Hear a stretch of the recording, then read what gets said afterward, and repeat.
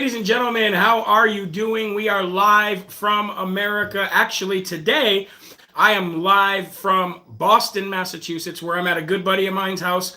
He's going to help me out with getting to the airport in the morning and picking me back up when I come home from CPAC. So thank you guys very much. It's going to be really hard for me to see the comments being not in the studio. So if I don't get a shout out, you know what? I might even have to take the glasses off here. Terry, how you doing? Jeff Wright. Good to see you. Franny, thank you very much for joining in tonight. Thank you. I appreciate it. Marie says we need to do something about big tech and social media censorship. You're 100% correct. Heather Williams is in the building. How you doing? Thank you for joining in the show tonight. We have Teresa Reed from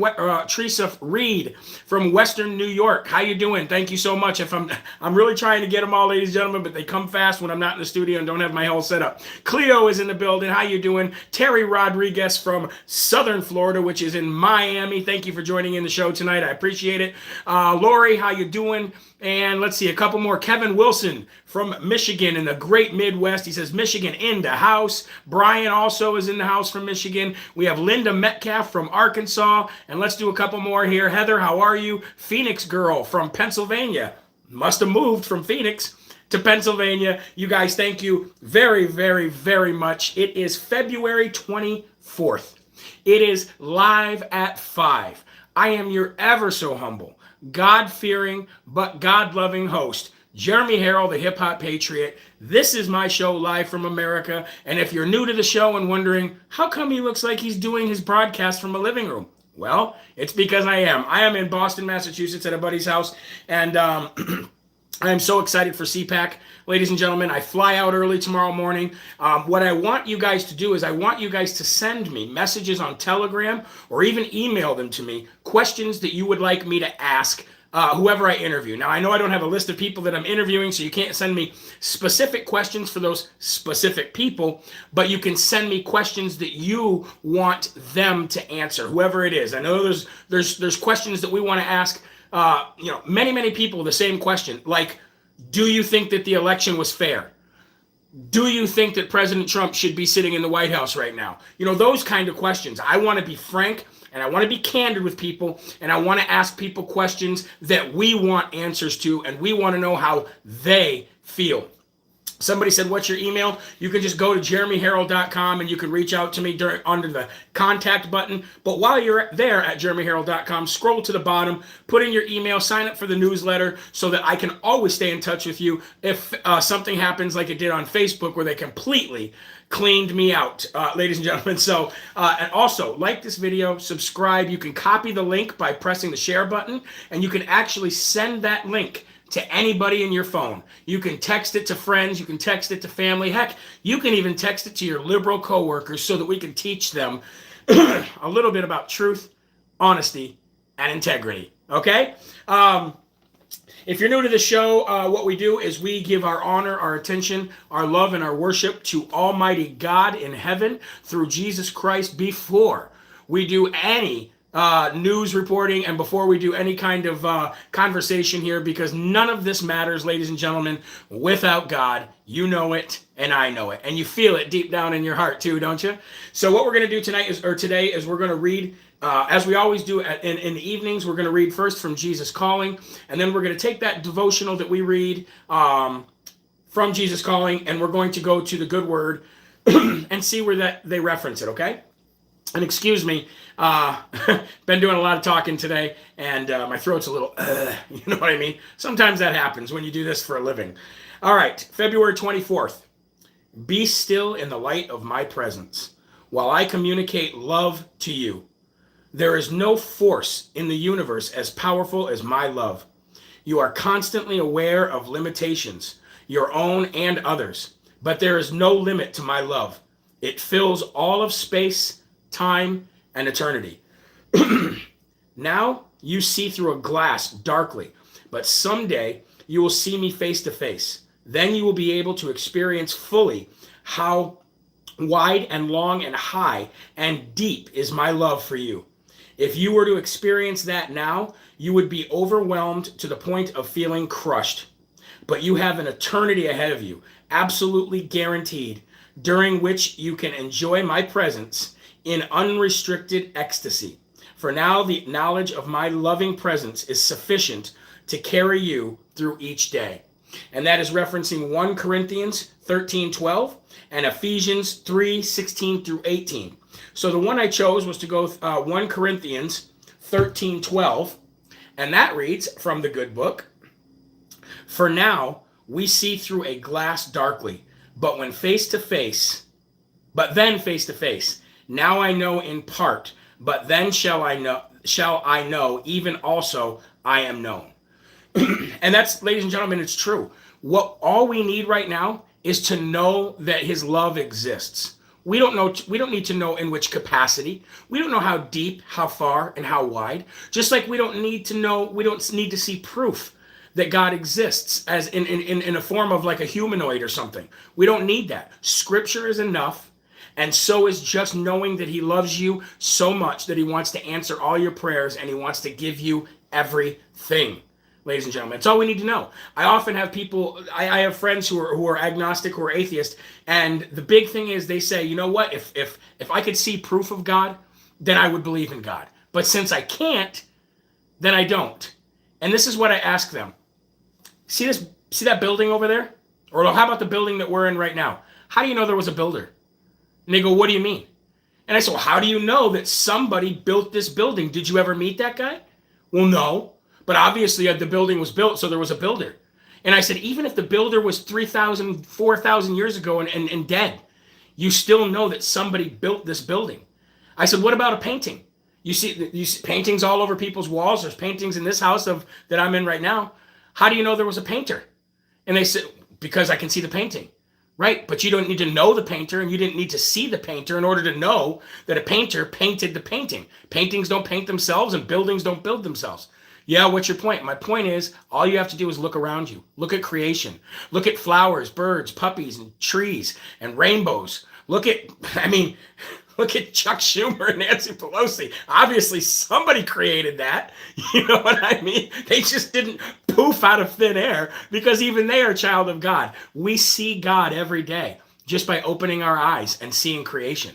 So just believe. Okay, and basically that's what that verse makes me think of. So I just wanted to get out, shout out Minnesota as well, people from Minnesota in the house. But you get my point, right? You get my point about the whole Nancy Pelosi and Chuck Schumer, Stretchface Armstrong and Chuck Schumer couldn't just poof out of thin air. Somebody had to make them. You know what I mean? All right, ladies and gentlemen, again, make sure you check out jeremyherrell.com, sign up for the newsletter, and watch old videos and listen to music and listen to podcasts and all that, okay? All right, ladies and gentlemen, we're going to get to the news right now. Make sure you share that video on Facebook and Telegram and Parler and wherever else you can share it, even to your friends and text messages. Republicans on the House Oversight Committee are working very hard to subpoena failed New York Governor Andrew Cuomo. And I'll refrain from calling him a murderer. Really, I don't know. Maybe I won't. But either way, in my opinion, he is exactly what I just said. But anyway, Republicans in the House Oversight Committee are working very hard to subpoena Andrew Cuomo to come and testify before the panel on the nursing home fiasco. Or let's just say it what it is, the nursing home murders, because he put these people there knowingly. And the whole show, ladies and gentlemen, we started out the show earlier talking about how great it was that Georgia is finally working hard to make sure that people have photo IDs for mail-in ballots and get rid of Dominion and only have paper ballots. I said, you know what, tonight we'll start at the show talking about somebody who deserves a little bit of attention right now, and we're not going to let it go, ladies and gentlemen. We're not going to sweep this under the rug. This isn't just going to go away with every other 24-hour news cycle. Cuomo lied. People died. That's just the way it goes. Cuomo lied and people died, right? So now they're trying to subpoena him so that he can testify against the House Oversight Committee. However, that actually is up to a Democrat, but they are working very hard to make sure that these subpoenas can be sent to Andrew Cuomo and that he can be summoned to testify, because I think questions need to be answered. And we already know that there's a federal investigation. We already know that there's a state investigation. And ladies and gentlemen, that's not all. Are you ready? There's more. There's more. More people are now coming forward, okay, and saying that Andrew Cuomo sexually assaulted them. The Me Too movement is now after him. Lindsey Boylan, who is a former special advisor to failed Governor Andrew Cuomo, says that he numerous times did sexual advances towards her and even kissed her without her consent. So now the Me Too movement is in full effect, ladies and gentlemen. And even today, New York Democrats held an outdoor masky pad press conference where they were calling for charges to be filed against Andrew Cuomo. Did I say that right? Let me repeat. Let me rewind. Democrats held a masky padded friendly presser today, but they were calling for charges to be filed against Andrew Cuomo. The sharks smell the blood, ladies and gentlemen. The sharks smell the blood, and they are circling. Andrew Cuomo is not only going to lose his job, but I believe this man might be put in prison because the Democrats have no Trump to go after. They have no Trump administration to go after, so they're eating their own, ladies and gentlemen. They have to have a fall guy. There has to be somebody in their party to take the heat off of Sleepy Creepy Corn Pop himself, because he can't fill up enough airtime with the ums and the uhs and the mumbling and talking about his hairy legs and kids jumping on his lap. We don't have time to, we don't want the public to know about cockroaches anymore. So let's have a fall guy. And their fall guy is Andrew Cuomo. That is why you're starting to see, ladies and gentlemen, people come out against him in his own party. And it's going to be bad. Now, I don't wish bad on anybody, but somebody who puts the elderly and the vulnerable in nursing homes, knowing there's a COVID problem, not caring whether they live to die, and then make a statement that he wouldn't put his own mother in that facility, not then or now. Justice, ladies and gentlemen, needs to be served, and it's going to be served badly against Brother Fredo's older brother, who gave him Texas wedgies his entire life, Andrew Cuomo. Okay? Somebody said, you got a new background. No, I'm actually in Boston at a friend's house because I'm staying here the night to get ready to go to CPAC the next morning, tomorrow morning. So that's why the background looks a little different. You know what it almost looks like? It almost looks like that same background that Sidney Powell and Patrick Byrne had when they were, prior to January 6th, when they were giving out all the evidence of the election theft that happened overseas and with Dominion. But we won't get into that right now. So, not only is he facing charges for murder, they wouldn't charge him for murder, maybe manslaughter, who knows? But what he did with the elderly and the vulnerable was bad. Okay? So not only is he facing that, but he's also facing now Me Too movement people coming forward and saying that he sexually advanced many, many times, made sexual advancements towards them, tried to kiss them, did kiss them. I mean, this is almost as bad as the grab them by the you-know-what statement that the media rode for days and days like a never-ending roller coaster, up and down and up and down. The difference is, ladies and gentlemen, Trump didn't make that statement while holding office, while representing the United States of America. Failed Governor Andrew Cuomo did. That's the difference, ladies and gentlemen. Somebody said, is this guy married? I think you're talking about me. Yes, I am, very happily, and I'm the luckiest guy. I'm the luckiest guy in the world. What can I say? I mean, who else would be able to put up with this? You know what I'm saying? All right, ladies and gentlemen, moving on to poor Clarence Thomas. Speaking about these people who are smelling blood in the water, speaking about these sharks or swamp donkeys, who constantly need somebody to go after, Clarence Thomas is yet again Supreme Court Justice, I should call him because that's his rightful title, is now being attacked by the left once again. Now, the last time he was attacked to the level that he's being attacked right now was back when he actually had confirmation hearings. And guess who oversaw those confirmation hearings? Guess who was the lead person who actually made Clarence Thomas feel about this big? Remember when he said this is a high-tech lynching? This is a new age lynching? Those were the words that Clarence Thomas used. Do you know who he was directing those comments toward? He was directing those comments toward resident corn pop himself. Yes, ladies and gentlemen, Resident Biden back before he had cognitive decline, but when he was still very much a pedophile and still very much a creeper, sexual assault addict, I guess you can call it, sociopath and everything else, he had a run-in back then, and he was he was leading the efforts to demoralize Clarence Thomas even back then. Well, ladies and gentlemen, history repeats itself, which is exactly why the Democrats try to tear down statues and get rid of history, because they don't want you to know about history, because history does repeat itself. So here we are now, ladies and gentlemen, 30 years later, and Joe Biden is the leader of the party, and Clarence Thomas is being attacked again. But this time it's even sick. It's even more sick than it was 30 years ago, because now they're going after his wife and his family, and they're trying to demoralize them, all because Justice Clarence Thomas voted to have the hearings move forward as it pertains to voter fraud, which he should have done, ladies and gentlemen, by the way, which he should have done, because according to the Constitution and according to everything that this country has ever been founded on, and all of its values and all of its foundation and everything that our traditions said, that the Supreme Court should hear these cases, because it's clear violation of the Constitution, and it's clear violation of the state constitution in which these cases are brought forth. But here we go again, ladies and gentlemen, a justice just trying to do his job, and poor Clarence Thomas again is under fire from who? The left. They've never changed. Ladies and gentlemen, the last time the left was decent was JFK Democrats. And now their party has been hijacked. The Democrat name has been thrown into the trash. And I feel sorry for blue dog Democrats or independent, slightly left-leaning people out there. But the good news that we got today is that Joe Biden's poll numbers are now even lower than what I said earlier. They're now at 37% amongst independents. That means that 63%, ladies and gentlemen, of independents, who do you think they're going to go and back? They're going to back whoever comes out in the next couple of years as the leader of the Republican Party, which, knock, knock, who's there? Owen. Owen who? Owen 2, baby. Owen 2.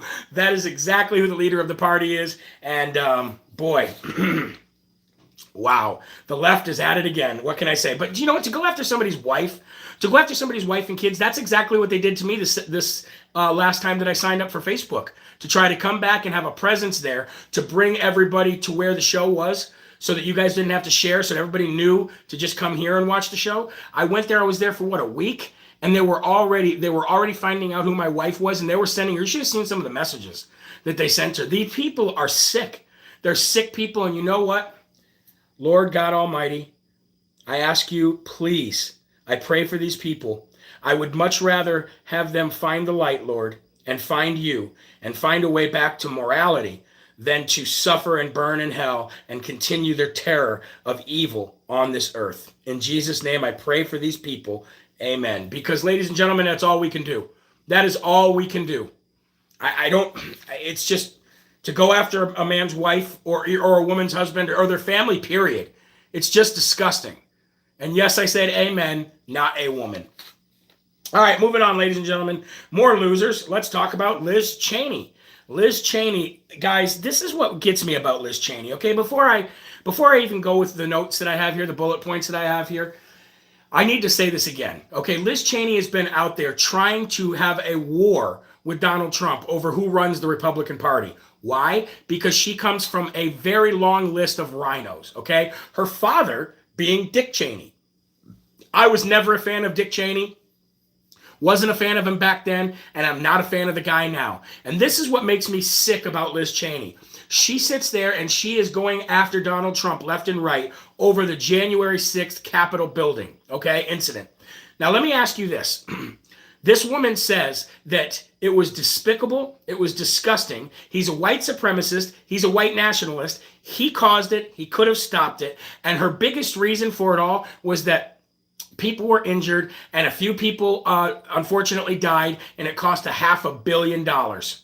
Okay, well, what about your daddy, Liz Cheney? I know I've said this before, but what about your daddy? Let's talk about your warmongering, war criminal, murdering father. Let's talk about him for a minute, okay? And I doubt YouTube will censor me talking bad about a GOP candidate, or I mean a GOP rhino who's been in there forever and who's run things from behind the scenes. Let's talk about Dick Cheney for a minute. Let's talk about the weapons of mass destruction. Let's talk about the trillions of dollars, not $500 million. Let's talk about the trillions of dollars, ladies and gentlemen, that Dick Cheney caused in war. Let's talk about the tens of thousands of people that died. Ladies and gentlemen, I think Liz Cheney gets the Dum Dum Award of the evening, because this woman's her sense of right and wrong seemed to be completely mixed up, because she's saying she's so mad at Donald Trump for what happened on January 6th, but she's not mad at her father for the trillions of dollars and the tens of thousands of lives that he caused by warmongering and by collecting money off of war, because he's part of that war machine, ladies and gentlemen. What dum-dums of the day right there. So Liz Cheney now comes out and digs her political career hole even deeper, because now the Republican Party, the GOP, is actually, you know what word they're using? To listen to her cringe-worthy statements. Her cringe-worthy statements. This is coming from GOP members who probably don't even know what the word cringe means. Okay? She has now come out and she said that the Republican Party, the GOP needs to separate itself from white supremacy and from white nationalism. Well, let me ask you, who do you think she's talking about? Because she never referred to her own party prior to one of the greatest, if not the greatest president of all time. She never referred to her party as white supremacy or white nationalism. But she said that she wants the GOP needs to distance itself from Orange Man bad, ladies and gentlemen. Listen, Liz Cheney, you're already done. The people of your state don't even want you there anymore. Your approval rating is about as low as Congress's approval rating nationwide. Get the hint, take a hike. Stop talking, stop ruining the party. If you have any care in the world about the GOP, stop talking, resign, and leave right now. Okay? Leave now. Because you're not helping anybody. You're not helping the party, you're not helping the people, you're not helping your state. The only thing you're trying to do is save face, and you're trying to go at Donald Trump. And let me tell you, everybody who ever has loses. Everybody. Even Biden, with this residency that he has right now, the world knows that he didn't win. The world knows it. That's why he has no political capital. That's why he does no public events. That's why he answers no questions, and that's why nobody talks to the guy ever. And when they do talk to him, he just gets off the stage as quick as he possibly can. It's incredible. This woman, though, she's doing nothing but harm, and the GOP needs to see this, and they need to understand that they are nothing. The GOP is nothing, and these people's future in politics is nothing without the blessing of the America First movement, without the blessing of the MAGA agenda, and ultimately without the blessing of President Donald J. Trump. All right? Continuing to talk about people who do the party no justice, let's talk about Representative Fred Upton from Michigan. Now he has been censured by his party. That makes every single candidate who voted for impeachment or who voted to remove my friend, Congresswoman Marjorie Taylor Greene, from committees. If they did either of those two, every single Republican has been censured either by their state GOP or by counties, by county GOPs. But you know the one person who hasn't yet? But he has the people of the county passing around a petition at least because their GOP there is too spineless to do anything. You guessed it, Mr. Mom Jeans himself, Mitt Romney. He's the only one, ladies and gentlemen, whose poll numbers in his state are not really drastically dropping as far as they are nationally, and who's not been censured by his state GOP. So, if you live in the state of Utah, and you're excited about Jason Chaffetz running against him for his Senate seat, and you want Mr. Mom Jeans to be booted from the party and booted from his position as senator of your great state, then get involved and make sure that your state GOP censures him so there's at least a path to remove him and not back him any longer for anything in the future. All right? Now let's talk about a couple wins real quick. Let's talk about Indiana. We talked about earlier today how powerful that each state legislature is. We talked about how powerful the people of each state are. We've been talking about it for weeks, and I can't stress it enough. Okay, that's the one big thing we learned during this last election cycle, because we saw state after state defy President Trump's orders and defy his and decline any help that he offered to get their streets back under some kind of control when Antifa and when BLM was destroying everything. But Merrick Garland says it wasn't terrorism because they were doing it at night. Somebody talked about the Federal Reserve. We'll get to that in a minute. So Indiana Senate passed a bill now to stop Holcomb from extending health emergency orders without approval. This is big, ladies and gentlemen, because remember, the governor of these states, he has to follow what the people want. The people are in the state house and the state senate. Just like on a bigger scale, it happens in the United States of America, okay? These governors, if they go against what the people want, they know their careers are over. And the state of Indiana does not want their governor to have those emergency powers anymore. Just like the people in Michigan don't want Governor Whitmer to have her powers anymore. They can take it back.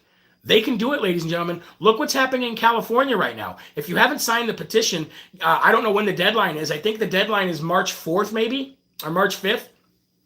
Go sign that petition because they have plenty of signatures now. And you want to know something funny? California now wants signature verification. Now they want to vet each one of these signatures and make sure that there's an actual ID of somebody living in the state of California. March 14th, thank you very much. Living in the state of California in order to have that signature on that petition be validated. Isn't that funny? How quickly they've forgotten. Isn't it funny? Isn't it funny how quickly they've forgotten how that they didn't want signature verification, they didn't want IDs just a couple months ago, but now they want it? Isn't that funny? So big shout out Indiana, big shout out to other states who are taking back power for their states, like South Dakota, like North Dakota, like Georgia, like West Virginia. So many, ladies and gentlemen, states are deciding, you know what? We know the secret here. We know the roadmap in order to take power back to the people. And here's another example right here that the power does definitely belong to you and the power belongs to me. We just haven't been involved. We haven't been involved for the last 4 decades. We let them have control because we thought, and you know what? I was guilty of this too. They'll fix it. It's just government. They'll do what they want. The whole time not realizing that we had the power to rein them in. We had the power to change law. We had the power to do everything we wanted to do. So big shout out to the state of Indiana. Now let's talk about the Federal Reserve for a minute. So the Federal Reserve today, basically went down. Banks could not send money from bank to bank. The Federal Reserve was shut down for I don't know how long, maybe a couple hours today. Now think about that, ladies and gentlemen. Think about that. Now, when I heard this story, when I started reading the story, and I haven't had very much time to do any research or vetting today because I've been on the road. But when I read this story, the first thing that I thought of was that major hack that we had for, remember the solar wind and all that companies that got hacked by who they said was Russia, but I believe was China. Why haven't we heard any more about that? Remember the Pentagon, the White House, the Congressional Budget Office, the Federal Reserve, all those major government agencies, the Secret Service, everything, all of it was hacked. Why haven't we heard anything about that? I thought that was a big deal. I think whatever happened today with the Federal Reserve going down has something to do with the same exact stuff that happened then. And here's the thing, ladies and gentlemen, the new wars of this world are not going to be fought with bullets. They're not going to be fought with bombs, at least not initially. The new way of waging war in this world is like this, through your digital currency, through your Federal Reserve, through your electric grid. Those are the things that are going to be attacked, ladies and gentlemen. Your 401ks, your savings, your bank accounts, your social media accounts that get into the rest of your life. That is how they wage war these days, ladies and gentlemen. And if you ask me, China is already so deep into this country, so deep, which is why President Donald J. Trump fought so hard to sanction them, which is why he fought so hard to remove them from the United States, remove them from their power and their hungry, their power-hungry ways to put their tentacles in every bit of this country. It's sickening. And at any time, they could probably do this and shut down everything.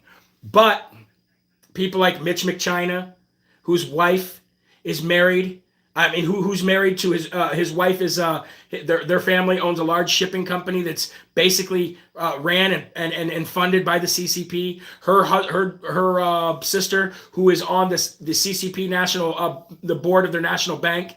Okay, we got people like Joe Biden, who makes him and his son Hunter make billions of dollars, have made billions of dollars through disgusting backdoor Chinese deals. Okay, where is Hunter anyway? You know what I mean? There's just, you all know this and I know this.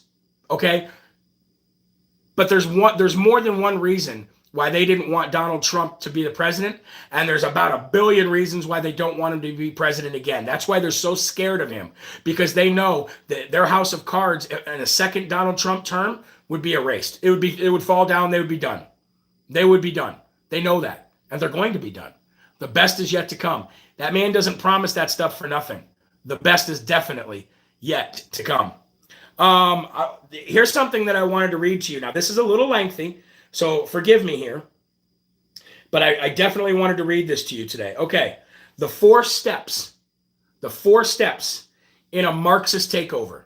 If you want a Marxist style takeover of a society, here's the 4 steps that you must do. This isn't something that was just made up. This is something that dictators and people who consider themselves self-proclaimed Marxists like BLM on their website, this is something that all of these people engage in order to take over. And when I read this to you, you're going to go, oh my gosh, that's our country right now. Are you ready for this? Okay. The first goal of a Marxist revolutionary takeover. The first goal of revolutionary propaganda, particularly in the Marxist variety, is to demoralize. It is to depress you and make you believe your civilization is lost. Once you succumb to that, you are, in the words of Ming the Merciless, satisfied with less. Think about that. Think about this whole year. Okay, I'll move on. Why do you think ordinary white people are so willing to apologize for the sins of their ancestors and to confess to being racist without even knowing it? Why do you think corporate America is blindly endorsing a Marxist revolutionary organization, BLM, that openly declares war on the nuclear family? That's demoralization, and according to Bezmenov, it's the first step in engineered societal collapse. What's the second step? Destabilization. Bezmenov describes that as a rapid decline in the structure of a society, its economy, its military, its international relationships. We've discussed this in this space. The unquestionable impetuous on the part of the Democrats to keep the economy as hamstrung as possible with COVID-19 shutdowns. And those continue despite a precipitous decline in death rates as testing ramps up across the country. It's clear the virus is no longer a significant threat to the health of Americans who don't already have serious medical issues. And yet, COVID hysteria is increasing rather than decreasing. Just Wednesday, the Ivy League shut down all its sporting events planned for the fall semester, an absurd decision that is nonetheless likely to be copied by other universities dominated by leftist political activists. Okay? The virus is the perfect platform by which to impose the economic destabilization the left has wanted all along. No, that isn't a conspiracy theory, ladies and gentlemen. They're telling you it's what they're after. Do you believe Ilhan Omar was off script when she suggested that dismantling America's economy as a system of oppression earlier this week? Ilhan Omar, who paid a political consultant $900,000 in fees last year, money that came from somewhere, isn't smart enough to say these things without having the script written for her. She's been trotted out to introduce them because she's already radioactive and a lightning rod for criticism. And also because she's 1, black, 2, Muslim, and 3, an immigrant, and even an illegal one. To criticize her statements as cracked bears the signature not of incisive reasoning, but rather racism. So when other Democrats join her call, you are no longer allowed to object. Just Google Omar's statements, and what you'll find is loud cacophony of gaslighting by left-wing media outlets like Common Dreams, The Nation, like the Washington Post, and others attacking Republicans for reacting to what they saw and heard on video as meltdowns and losing their minds. Even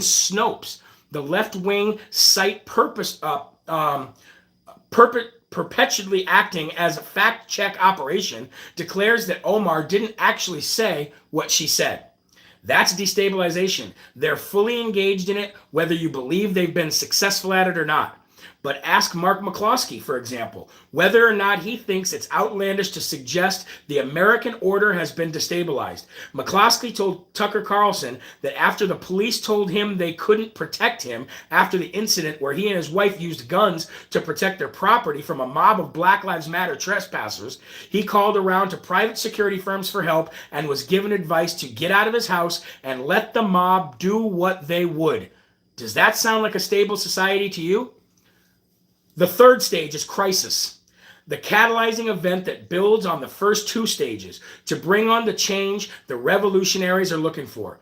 Looking for a crisis? Take your pick. We barely even remember the fact that we had just only the third presidential impeachment in American history half a year ago. A constitutional crisis that was wholly and completely manufactured directly out of thin air. We progressed immediately from that to COVID-19, which was unquestionably a manufactured crisis. Not that the virus itself isn't deadly to a certain portion of the population, but if you think the panic and the destruction it caused doesn't smack of manufacture, then it's clear you've been demoralized. And then the George Floyd riots and the violence of virtue signaling those have brought on, complete with the current campaign to boulderize American history and culture in an increasingly indiscriminate fashion. That's a crisis, everybody, and it's completely manufactured. The speed of the cultural collapse that followed Floyd's death, when the legal system moved very swiftly against the police officers responsible for it, makes it undeniable that this was planned and only needed a catalyst. What's the fourth stage? You ready for this? And we've heard the new normal a lot, ladies and gentlemen. Normalization, as in the new normal. The statues and the monuments are gone, the ball games are out, or at least you weren't allowed in the stadium to watch them, and you've got to watch them on TV with commercial spots, in-game messaging, pushing whatever memes and narrative the ESPNs and the NBCs of the world and their Madison Avenue partners wish to implant in your mind. The schools have purged American history and culture. The universal basic income checks have replaced your job, which you can't do because the small business where you used to work is gone under thanks to the virus. And Biden is president. Ooh, I hate saying those words. Biden is resident. For a little while until it's clear he's incapacitated per the 25th Amendment. And then somebody else that you didn't vote for is in charge of the country. So I don't even have to read it any longer, ladies and gentlemen. You get the picture. You get the point. You get what I'm trying to say. This is everything that I just read is exactly how you use Marxism to change society and to take over a society. It's disgusting. Now, I will post that in my Telegram for all of you to see, okay? Now, I wanted to leave you with one thing here. And my buddy who I'm staying at here in Boston, he sent this to me. We were watching it before I came live. And he sent this to me, and I wanted you to hear this. This is Joe Biden speaking during a Zoom call, okay? Listen how bad he has declined. This is why there's no way he's going to be able to do a State of the Union address. I guarantee you at the last minute they're going to say it's virtual, okay? Because of COVID. But this is how bad he is, ladies and gentlemen. He doesn't even know how many people have died from the virus. You and I know how many people have died from the virus. Ask us on any given day. We can tell you. Now, whether we believe they actually died from the virus or maybe they had the flu when they died of something else, that's completely different. I mean, it is what it is. But I want you to hear this, okay? This is terrible. There might be an ad, so hold on. Okay, listen to this. First, we turn to some disturbing news surrounding Joe Biden.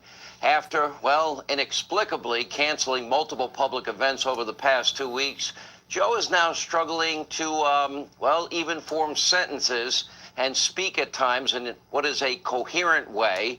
Earlier, he attempted to use a cheat sheet to deliver some extemporaneous remarks. It didn't exactly go well. Take a look. I promise you, we are going to together beat this. And I think that but the idea that over 500, I think I have a card. I carry a card with me every day. I have a card. I carry a card with me. Folks who have been affected by the, as of yesterday, there were 500,071 people who died from this. Oh, and the media likes So- to attack me for saying, yeah, he looks weak. So think about that, ladies. He can't even get a full sentence out. Now, I know somebody said this is a dead horse, quit beating it. But what I'm trying to get you to understand is how close you are from having Kamala Harris as your president. I do not give Resident Corn Pop until fall. I believe he will honestly be out before fall. And shame on his wife for puppeting him around like this, knowing his medical issues. Now, do I want this man out? Yes. Do I want to make fun of the apparent dementia that he has? No. Will I make fun of his pedophilia and his sexual predator actions over the last 40 years? Yes. But he's not going to be here long. So you need to prepare yourself, and you need to be ready for when Kamala Harris is put in his place. Ladies and gentlemen, that's going to do it for tonight's Live from America. Make sure you go to jeremyherrell.com, sign up for the newsletter. You can email me from there. I will put the four ways of being a Marxist in my Telegram as soon as this show is over. If you can, consider becoming a one-time or monthly donor to the show and to the growth of the show. I will be in CPAC tomorrow. I will be trying to do the lives the same time. I'm going to try to do the show the same time as I normally do it. However, it might not be the show in which we sit here and actually tell you the news and tell you the truth that's going on. It might be interviews from CPAC. So I'll go live throughout the day. I will be posting throughout the day pictures and little small videos in Telegram and on Parler and on Rumble. And I just thank you guys all so much for making this a possibility for me. I got my press pass. I'm going to be flashing that thing around. Excuse me, press. Excuse me, press. Excuse me, press. And I'm going to be there representing you. So remember, there are right ways, there are wrong ways, but there's only one Yahweh. So make sure you stand up tall, keep your shoulders back, your chest out, and your head up high. Because not only are you an American, but you are a child of God, and no weapon formed against you will ever prosper. Visit jeremyherrell.com for everything else. Check out the store, and we'll talk to you guys later. We'll see you tomorrow from CPAC. God bless you. See you later.